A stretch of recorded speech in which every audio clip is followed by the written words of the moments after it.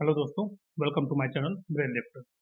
आज की इस वीडियो में हम बात करेंगे क्वालिटी सर्कल के बारे में। तो सबसे पहले मैं आपको बताता हूँ कि आज की इस वीडियो में हम क्या क्या डिस्कस करने वाले हैं। तो आज के इस वीडियो में जो कंटेंट्स हैं वो हैं history of quality circle.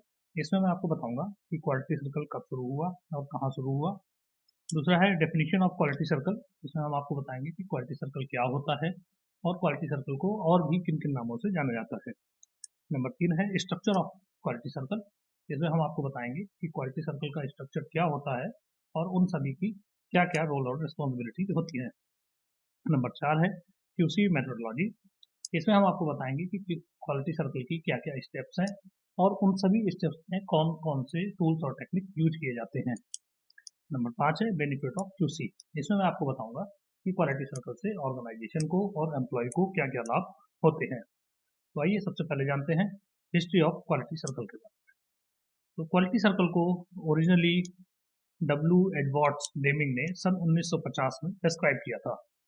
Second world war के बाद इस कॉन्सेप्ट को या इस आइडिया को जापान में सबसे पहले इम्प्लीमेंट किया गया। सन 1962 में प्रोफेसर काओरू इशिकावा ने इसे पूरे जापान में एक्सपेंड किया, इसलिए इन्हें फादर ऑफ क्वालिटी सर्कल भी कहा जाता है।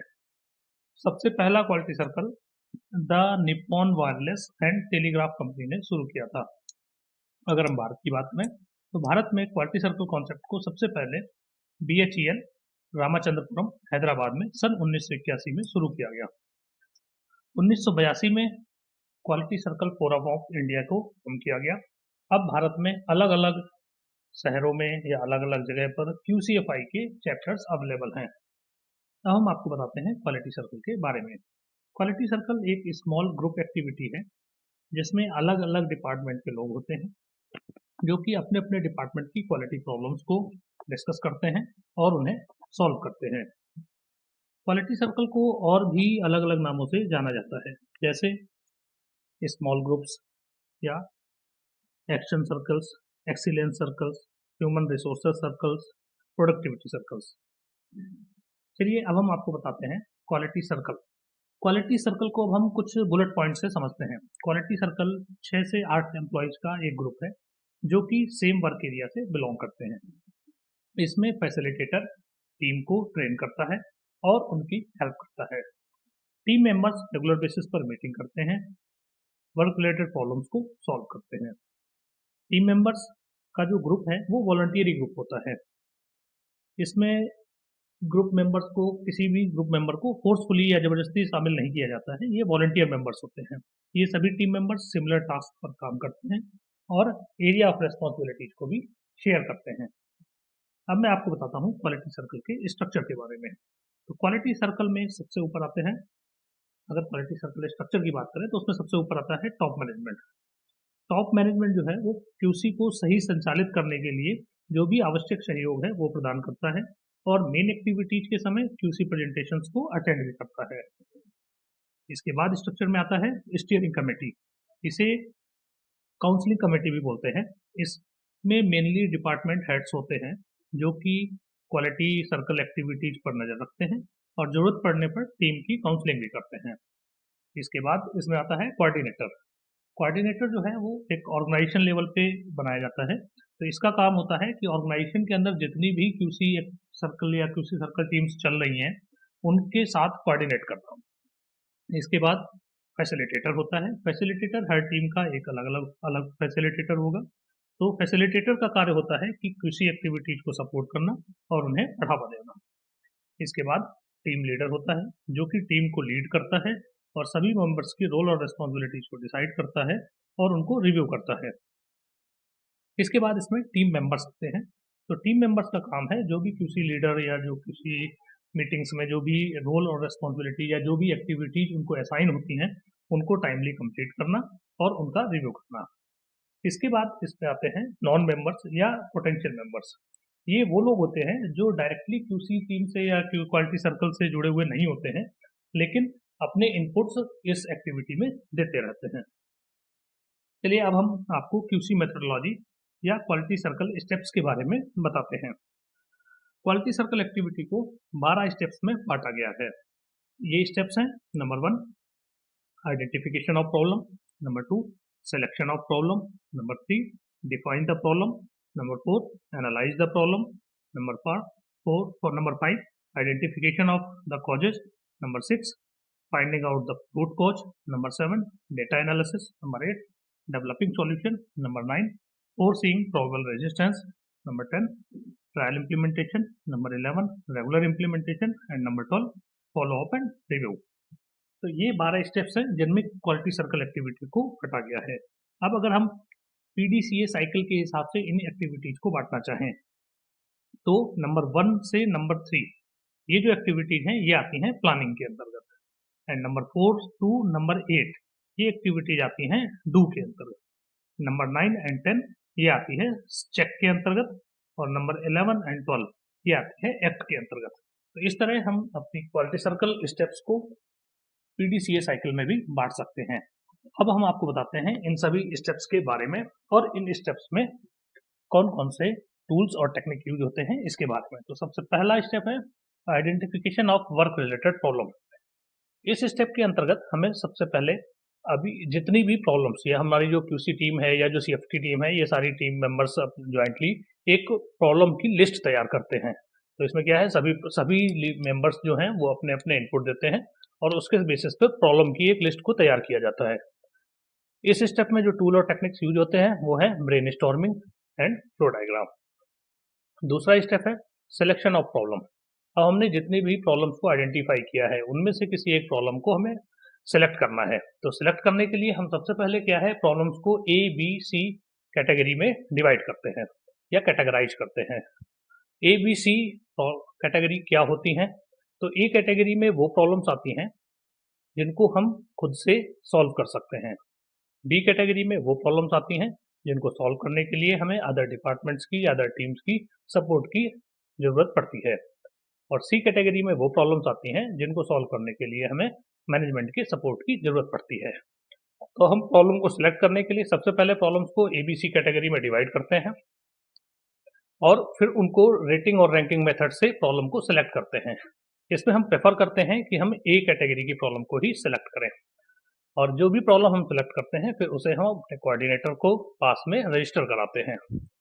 इस स्टेप में जो जो टूल्स यूज होते हैं या टेक्निक्स जो यूज होती हैं वो हैं rating and ranking method, milestone chart, Pareto chart, brainstorming और डेटा कलेक्शन। ये जो भी टूल्स और टेक्निक मैं आपको बता रहा हूँ ये हर स्टेप में मतलब ऐसा जरूरी नहीं है कि ये सारे के सारे टूल या सारे के सारे टेक्निक यूज ही की जाए। वो डिपेंड करता है कि आपको कहाँ पर किस चीज़ की ज़रूरत है, उसके हिसाब से आप एक या एक से अधिक टूल या टेक्निक को यूज करके इस स्टेप को कंप्लीट कर सकते हो। तो अब हम आते हैं तीसरे स्टेप पर। तीसरा स्टेप है डिफाइनिंग द प्रॉब्लम। इस स्टेप में हम प्रॉब्लम को डिफाइन करते हैं कि प्रॉब्लम क्या है, और उसके बाद हम अपना एक ऑब्जेक्टिव जो क्यूसी का ऑब्जेक्टिव है और जो गोल है, ऑब्जेक्टिव और गोल को सेट करते हैं, मतलब टारगेट सेटिंग करते हैं। इस स्टेप में जो टूल्स और टेक्निक यूज होते हैं वो हैं फ्लो डायग्राम, ब्रेनस्टॉर्मिंग।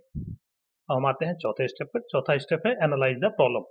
तो एनालाइज करने के लिए हमें सबसे पहले डेटा चाहिए होता है। तो हम इस स्टेप में प्रॉब्लम का डेटा कलेक्शन करते हैं based on all the possible aspects. जो भी पॉसिबल एस्पेक्ट्स है उसके हिसाब से उन प्रॉब्लम का डेटा कलेक्ट करेंगे। और इस स्टेप में जो टूल्स टेक्निक यूज होते हैं वो है data collection, stratification, Pareto, histogram, control chart, scatter diagram. जो भी इनमें से एक या एक से अधिक जहाँ भी जैसी जरूरत है उसके हिसाब से इनको यूज कर लेते हैं। पांचवा स्टेप है आइडेंटिफिकेशन ऑफ कॉजेज। अब हमने जो प्रॉब्लम सेलेक्ट की है उसके क्या क्या कॉज हो सकते हैं, जो भी पॉसिबल कॉजेज हैं उनको हमें आइडेंटिफाई करना होता है। तो इस स्टेज में हम उन प्रॉब्लम के सभी पॉसिबल कॉज को या पोटेंशियल कॉजेज को आइडेंटिफाई करते हैं और उसकी एक लिस्ट बनाते हैं। तो इसके लिए हमें जो टूल्स और टेक्निक यूज करते हैं वो हैं cause and effect diagram, brainstorming, why why analysis, stratification और फ्लो डायग्राम। छठा स्टेप है finding out the root cause. तो इसमें जो भी हमने पोटेंशियल कॉज आइडेंटिफाई किए हैं उन पोटेंशियल कॉज को वैलिडेशन के थ्रू हम उसमें से जो रूट कॉजेज है उनको आइडेंटिफाई करते हैं। तो इस स्टेप में जो हमें टूल्स और टेक्निक यूज करते हैं वो है cause and effect diagram. Number 2 है कॉज वैलिडेशन। तो कॉज वैलिडेशन करने के डिफरेंट मेथड्स होते हैं, जैसे कि data analysis and study, observation and discussion, और नंबर 3 एक्सपेरिमेंटेशन। अब हम आते हैं सातवें स्टेप पे। सातवां स्टेप है डेटा एनालिसिस। तो अब हमने जो भी रूट कॉज आइडेंटिफाई किए हैं या रूट कॉजेज आइडेंटिफाई किए हैं उनका एनालिसिस, इस स्टेप में हम उन कॉजेज का एनालिसिस करते हैं और उनके मैग्नीट्यूड को समझते हैं। इस स्टेप में जो टूल्स और टेक्निक यूज होते हैं वो हैं graphs and control chart, histogram, scatter diagram, retro diagram, stratification, data collection, flow diagram, brainstorming. इनमें से कोई भी या एक सारे हम यूज कर सकते हैं। अब हम आते हैं आठवें स्टेप पे। आठवां स्टेप है डेवलपिंग सॉल्यूशन। तो जो भी हमने रूट कॉजेज फाइंड किए हैं उन सभी कॉजेज पे हमें सॉल्यूशन डेवलप करने होते हैं। तो इस स्टेप में हम उन सभी कॉजेज के सॉल्यूशंस को डेवलप करते हैं। इसके लिए जो टूल्स और टेक्निक हम यूज करते हैं वो है ब्रेनस्टॉर्मिंग और फ्लो डायग्राम। नवा स्टेप है फोरसीइंग एंड द प्रोबेबल रेजिस्टेंस। अब जैसा कि हम जानते हैं कि जब भी हम किसी चेंज को इम्प्लीमेंट करना चाहते हैं तो हमें कुछ ना कुछ रेजिस्टेंसेस आते हैं या कॉन्स्टेंट्स आते हैं। तो इस स्टेप में हमें उन कॉन्स्टेंट्स को या रेजिस्टेंसेस को आइडेंटिफाई करना होता है, उनको उनके लिए एक सॉल्यूशन डेवलप करना होता है जिसको हमें अपने एचओडी फैसिलिटेटर को इन्वॉल्व करके इम्प्लीमेंट करना होता है और उसको हम डिस्कस करते हैं और इसका इम्प्लीमेंटेशन प्लान बनाते हैं। इस स्टेप में जो टूल्स और टेक्निक यूज होते हैं वो है मेनली फ्लो डायग्राम। अब हम बात करते हैं 10वें स्टेप की। 10वां स्टेप है trial implementation and check performance. इस स्टेप में हमने जो भी काउंटर मेजर्स या जो भी सॉल्यूशंस डेवलप किए हैं उनका हम एक ट्रायल इम्प्लीमेंटेशन करते हैं, मतलब एक ट्रायल के लिए एक ट्रायल लॉट बनाते हैं उन सॉल्यूशंस को इम्प्लीमेंट करके। तो उसके लिए हम पहले क्या है डेटा कलेक्ट करते हैं। हम एक लॉट का ट्रायल करेंगे, उसका डेटा कलेक्ट करेंगे, उस डेटा को हम कंपेयर करेंगे ओल्ड और न्यू डेटा के साथ में। हम इसका प्रोसेस ट्रेंड चेक करेंगे, जो रिजल्ट आया है उसका एनालिसिस करेंगे और जो भी उसके बेसिस पर जो भी चेंजेस रिक्वायर्ड हैं उनको हम डिस्कस करेंगे और इनकॉर्पोरेट करेंगे। तो इस स्टेप में जो टूल्स एंड टेक्निक्स यूज होते हैं वो हैं data collection, graphs, control charts. अब हम आते हैं 11वें स्टेप पे। 11वां स्टेप है रेगुलर इम्प्लीमेंटेशन। तो जो हमने ट्रायल इम्प्लीमेंटेशन किया था उसके रिजल्ट के बेसिस पे हम ये डिसाइड कर सकते हैं कि हम इन कंट्रोल्स को रेगुलर इम्प्लीमेंट करें या ना करें। तो इस स्टेप में आके हम उनको जो भी हमने ट्रायल्स के थ्रू जो भी हमने कंट्रोल्स को आइडेंटिफाई किया है उनको हम रेगुलर इम्प्लीमेंट करते हैं। तो इसके लिए हमें जो टूल्स और टेक्निक यूज करनी होती हैं वो है milestone chart, PDCA, graphs, control charts या डेटा कलेक्शन। हम आते हैं 12वें स्टेप पर जो कि फाइनल स्टेप है। इसका नाम है फॉलो अप एंड रिव्यू। तो हमने जो भी कंट्रोल्स अपने आइडेंटिफाई किए, जो भी कंट्रोल्स को इम्प्लीमेंट किया, तो उसके लिए हमें कुछ डॉक्यूमेंट्स में इनको स्टैंडर्डाइज भी करना होता है। तो उसके लिए हमें कुछ नेसेसरी चेंजेस भी करने होंगे मैनुअल्स में, ड्राइंग्स में, एसओपी में या वर्क इंस्ट्रक्शन में। तो ये सारी activity follow up and review के अंतर्गत आती है। तो इसमें हमें क्या करना है, ड्राइंग्स को, मैनुअल्स को, एसओपी को, वर्क इंस्ट्रक्शंस को में जो भी नेसेसरी चेंजेस हैं उनको करना है और जो भी इवेल्युएशन प्रोसीजर है उसको इम्प्लीमेंट करना है। इसमें हम उनका इवेल्युएशन पीरियोडिकली करते रहते हैं और जो भी नेसेसरी चेंजेस हैं उनको हम या नेसेसरी मॉडिफिकेशंस हैं उनको हम इम्प्लीमेंट करते हैं। इस स्टेप में जो टूल्स और टेक्निक्स यूज होती हैं वो हैं graphs, control charts, data collection. इस स्टेप में हम जो है अपनी टीम के साथ में जो हमारी लर्निंग है या टीम की नॉलेज है उसको शेयर कर सकते हैं। इसे before and after, generally before and after के फॉर्म में शेयर करते हैं। तो इस तरह आज हमने समझा इन सभी 12 स्टेप्स के बारे में। अब मैं आपको बताता हूँ क्यूसी से होने वाले बेनिफिट्स के बारे में। तो क्वालिटी सर्कल एक्टिविटी से ऑर्गेनाइजेशन और एम्प्लॉय दोनों को बेनिफिट्स होते हैं। क्यूसी सर्कल एक्टिविटी से ऑर्गेनाइजेशन को होने वाले जो लाभ हैं वो मुख्यतः हैं जैसे प्रोडक्ट और सर्विस में क्वालिटी इंप्रूवमेंट होता है, प्रोडक्टिविटी बढ़ती है, वर्क रिलेटेड एरर्स और कॉस्ट रिड्यूस होती हैं। अब क्यूसी से जो लाभ एम्प्लॉयज को होते हैं वो हैं जॉब इंटरेस्ट होता है, प्रॉब्लम सॉल्विंग कैपेबिलिटी डेवलप होती है, एम्प्लॉय की कम्युनिकेशन कैपेबिलिटी डेवलप होती है या इम्प्रूव होती है, एम्प्लॉय की पर्सनल डेवलपमेंट होता है। तो इस तरह आज हमने जाना क्वालिटी सर्कल के बारे में। अगर आपको हमारी ये वीडियो पसंद आई है तो आप चैनल को लाइक करें, शेयर करें और सब्सक्राइब करें। Thank you.